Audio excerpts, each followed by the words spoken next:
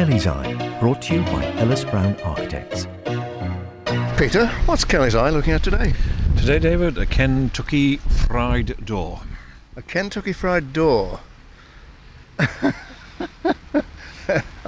think you've got me a bit puzzled there. Go on. Well, we have to go back quite some time, and Gavin Stamp, who I'm sure a lot of listeners know of, his wife Alexander wrote a book. In fact, I'm sure maybe just before they were married, certainly under her maiden name of Alexander Artley, and it was called The New Georgians.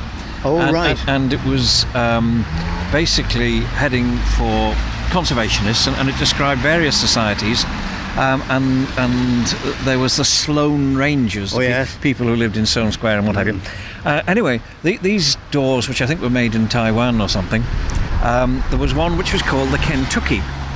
And the Kentucky was a hardwood door, but it had a built-in fanlight. Well, of course, in architectural terms, the fanlight goes above the door, not within it. So she coined this expression, the Kentucky Fried Door, from Kentucky Fried Chicken. Well, here we are in a building, which is a new building, and I have to say it blends in very well. And they've gone to a lot of trouble to replicate architectural styles from adjoining buildings. But lo and behold, they fall into the trap of putting a Kentucky Fried Door right in the middle. Yes, it's spoiling it? To me, yes. Yeah. Well, there's a lot of traffic passing by. We're on the edge of a busy road here. No one would know from that description so far where we are, except if we say that J.M. Pearson appears to be next door. And what else have we got round here? A car park opposite. There must have been a building here at one time, presumably. There was. You don't remember it. What was it? Remind me. Well, I think they kept coaches in behind here, but wasn't there a very small lean-to chemist shop? Bowman's Chemist? Bowman's. Yeah. Anyway, that's enough of that. Let's tell them where we are. We're in Peel Road in Douglas. We're in that section from the top of Bank Hill, which has spasms of being open and closed to the public, between there and the bottom of Hope Street.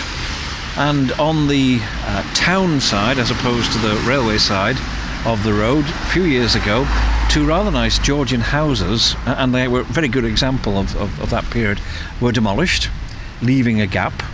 And now the gap has been filled by a building which I'm uncertain, I thought it was being built for office accommodation, but it's got several doorbells, so it's quite possible it's actually been built as apartments. But they managed to squeeze 5 stories into it. It wasn't that before, presumably. Well, yes. Was it? I mean, when you look at the one next door, which you refer to as J.M. Pearson, you see it's got this raised ground floor. Yes. In this case, I think it's slightly more raised by the steepness of the steps, and then a first floor, then a second floor. But of course, in constructing this, they made a floor in the roof, and they've got 4 dormers. But they've copied their windows basically from the Pearson building, which I have to say aren't the original. The original windows in that have been widened to triple sash, which they've done here. But what they've got, which Pearson's hasn't got, it's got a basement underneath.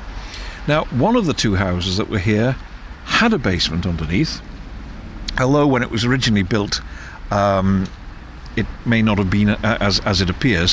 What happened was Mr. Royston, when he came to the island, his firm, of course, became Monumental Masons.